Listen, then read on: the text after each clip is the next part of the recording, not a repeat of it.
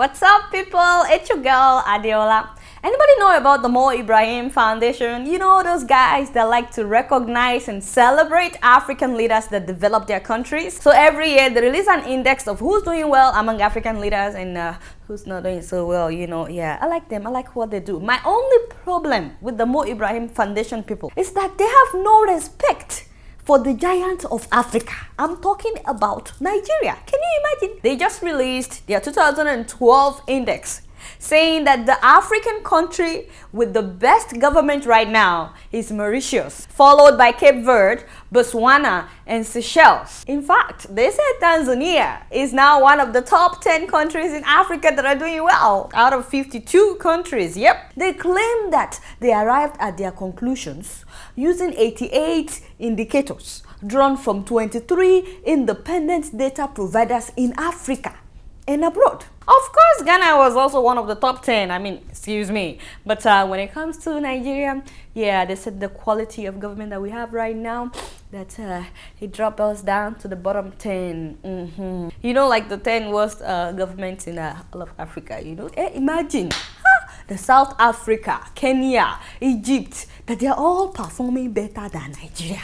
This is like, ooh, I don't believe it. I don't believe them. You know why? Because right now, as we're talking, the Minister of Information in Nigeria, Mr. Labaran Maku, he is going about doing, what is it again? Good governance tour. Yes, you know, going about talking about all the good things that the present government of Nigeria has done. The purpose of the tour is to measure the progress being made under our democracy and the challenges we still face. This is indeed a citizen's tour. Seriously, how can a country like that be in the bottom 10? I mean, even in America, they don't do this, what is it again, progress, yes, good governance tour. Yes, you don't go about talking about how good the government has been. Yeah, so that should tell you that Nigeria should rank #1. In fact, this Minister of Information made his way to New York. Yes, you know, during our Independence Day parade here, since you can't have a public celebration of Independence Day in Nigeria anymore. Yeah, you know. So he heard that we're having a party in New York, so he made his way here. Anyway, when he came to the Independence Day parade, this is what he said. We want to make sure that the trends move in Nigeria from north to west, east to south, as it used to be. By the beginning of next year, the trend will move again from Lagos to Kano. You see, that is what I call a good government. Yes. The thing is, me, I don't care what anybody says. I know Nigerian politicians don't lie. Yes. By this time next year, my people, hey, we'll be riding in beautiful trains, you know, luxurious trains. Thank God that they came all the way to America to tell us. You know, for those of you that don't want to go back home, now you see, you are missing out. From Lagos to Kano, from Lagos to Abuja, everywhere will become modernized. Anyway, remember when the president said he was the most criticized president in the whole world? Yes, you know, he said that same day. He said by the time he finishes his tenure, that he will become the most praised president in the whole world. Hallelujah. Amen, Yare, Mr. President. You know me, I have faith in you. Just carry go. So my people, I can assure you that even though right now we are in the bottom 10, yes, but this time next year, Nigeria will be in the top 10. Trust me, that is how I keep it real. Speaking of having an exceptional president, Mr. Jonathan just released his budget for 2013, and it's only 4.9 trillion naira. In case you're confused, my people, that is about 5 trillion naira. Wait, there must be a mistake somewhere. Did I say trillion? Mr. Adebowale, why are we spending 5 trillion? Torikini, 43 million naira to fumigate the premises of the Ministry of Finance. Hey, Madam Ngozi! Wow, what kind of rats and cockroaches do you have in your premises? In your corner? That you will be spending 43 million on fumigation? The devil is a liar. But let's go on. 1 billion naira for Mr. President's food. Okay. My people, I thought we went over this last year now. Mr. President, is it because the First Lady had food poisoning? Is that why you have now added to the food budget? I can't believe that the food you bought for 900 million naira this year has completely finished. 1.5 billion naira for welfare. Yeah, in case you're wondering what is welfare. This includes, spa treatment, massage, trips to Germany, for 2-month vacations. Yeah. Hey, speaking of vacation, Madam Patience, the Honorable Permanent Secretary, our very own First Lady, is back from Germany. Yes, I'm having a special Thanksgiving this Sunday. My personal one, just to celebrate her return, I told you that she's coming back. Yeah, where are those people now? The enemies of progress, the people that doubted. Where are they now? They can't show their faces. Anyway, we were talking about the budget thing, right? Yes. Do you guys mind if we take a look at the budget of last year? Yeah, the one for 2012, just to see, what they said they would do and what they did. So for 2012, right, the government said they would spend 900 billion naira on improving security in Nigeria. I mean, to put jokes aside, does anybody feel safer now in Nigeria than they used to? Seriously. I know you joke. I know you're laughing, but seriously, do you feel safer in Nigeria now after they've spent 900 billion naira? That's more than $5 billion. So, Oh, I forgot. Look at me. The former National Security Advisor. Yes. The man bought a 1 billion naira house in Abuja. That is in case you are wondering where the money went to. Those are the little expenses. I mean, how much is 1 billion naira for a house? Seriously. Those are the places that the money went to. Boko Haram is still alive. They've killed more people this year than last year. And they've disabled so many people. In fact, we didn't have a public celebration on Independence Day. Yeah, that's how bad security is right now in Nigeria. The number of gunmen has increased. The number of kidnappers has increased. There is still no emergency number that you can call if you're in danger. Firemen still don't have water in their fire trucks. And policemen are still collecting bribes on the road. Where did that money go to now? Even Pakistan is doing much better. Any of you guys heard about that girl, Malala, that was shot by Taliban? Imagine, the girl was shot in the head at a close range. Yet they were able to get her to the hospital for emergency treatment and flew her to London for better care. How many people have been shot in Nigeria and they survived? Tell me, especially at close range on the head. Seriously. If that girl were to be shot in Nigeria, forget it. Last year, they budgeted 282 billion naira for the health sector. Imagine, our First Lady still went to Germany for treatment. I know that they spent some of the 280 billion naira in Germany. I just hope they didn't spend all of it in Germany, because it is very evident, my people, that money was not spent on improving the hospitals that we have right now or building new ones. Yeah. And don't forget the 54 billion naira set aside at the beginning of this year to repair all our roads and construct new ones. I mean, just take a look at the Lagos-Ibadan Express Road. Does that even look like a road to you? And that is supposed to be an express road. Imagine. This is just to prepare your mind, when they tell you they are spending another one for 2013, so you won't be disappointed. My favorite part of last year's budget is the 78 billion naira that they put aside for the agricultural sector. Finally, a sector that has something to show for their money. We all heard about the cassava bread, so that one is a good thing. Yes. Now, what baffles me is that in this new budget, the one for next year, Mr. President said he will be spending 654 million naira to fuel his generator and buy new ones next year. Why is he telling us that electricity will become stable if he's budgeting hundreds of millions of naira to buy, fuel for his generator next year?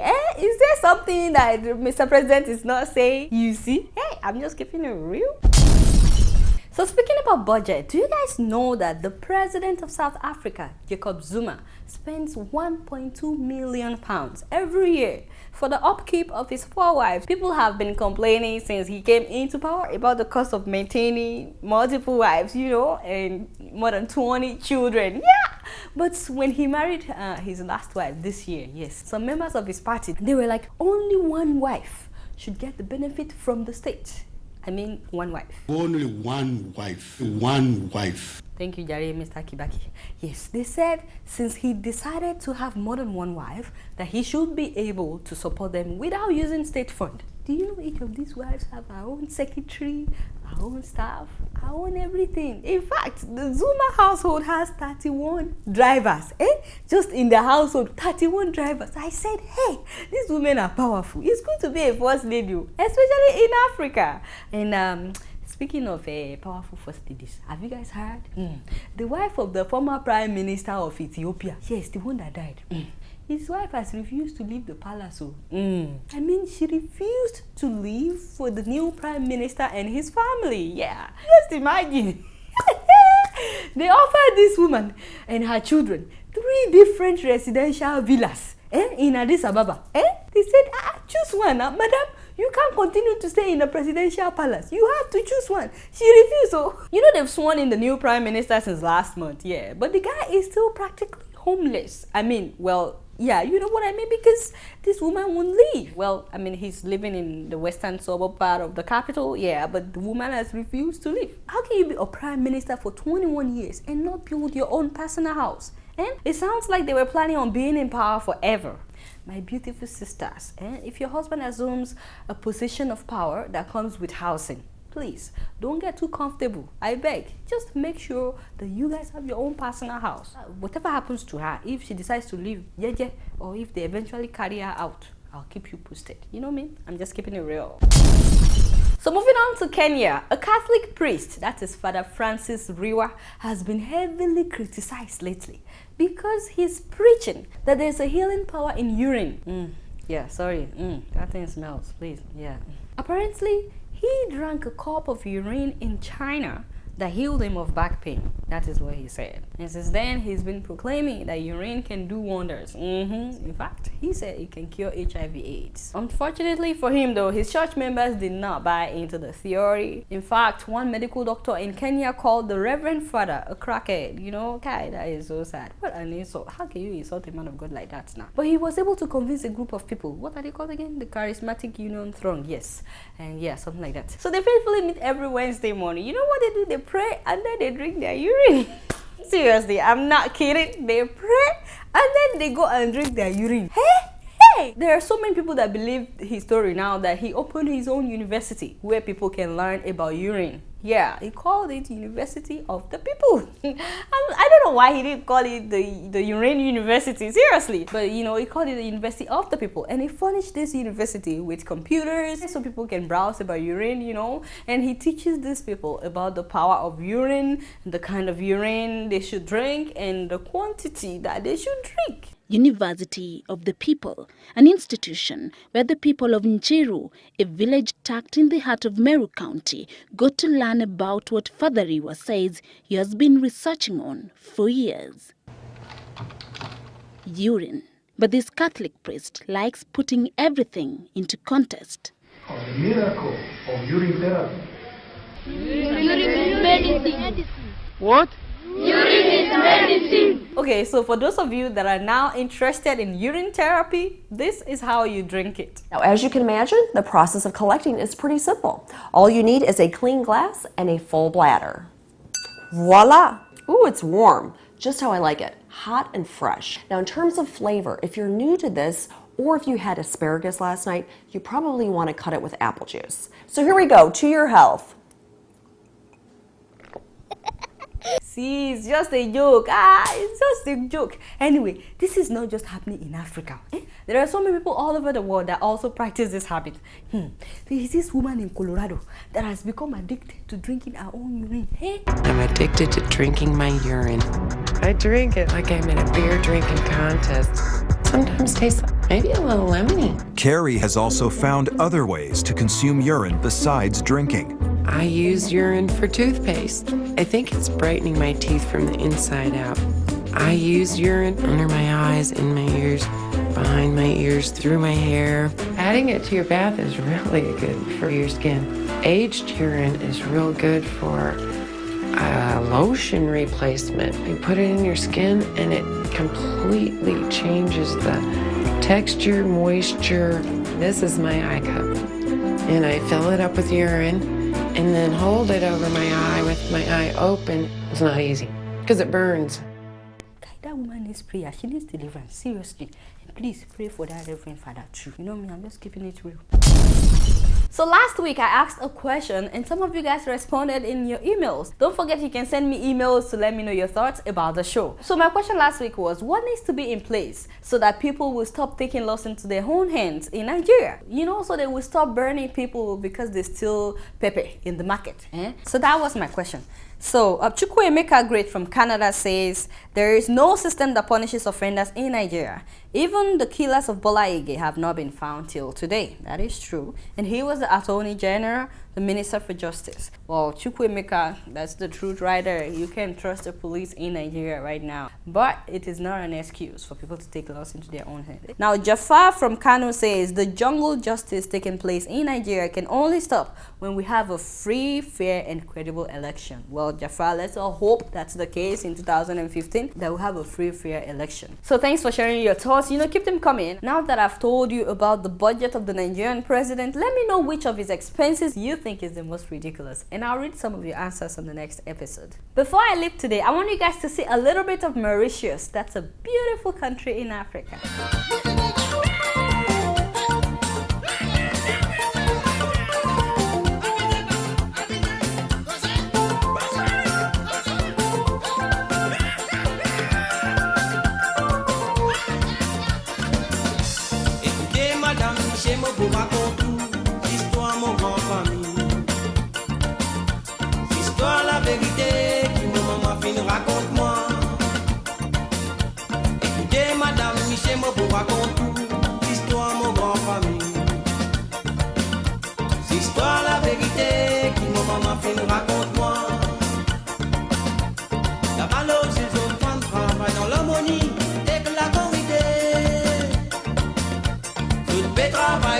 Baissant toujours, sous les pémassés. Exister avec commander, avec s'occupe d'assolamé. Balna peut faire signal pour faire connaître pour dans ses gars.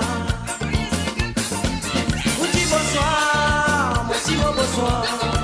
Tous les deux bonsoir, cascabine. Alright, y'all, it's been real and I'm keeping it real right up in here. Until next week, I'ma see y'all later. Peace out.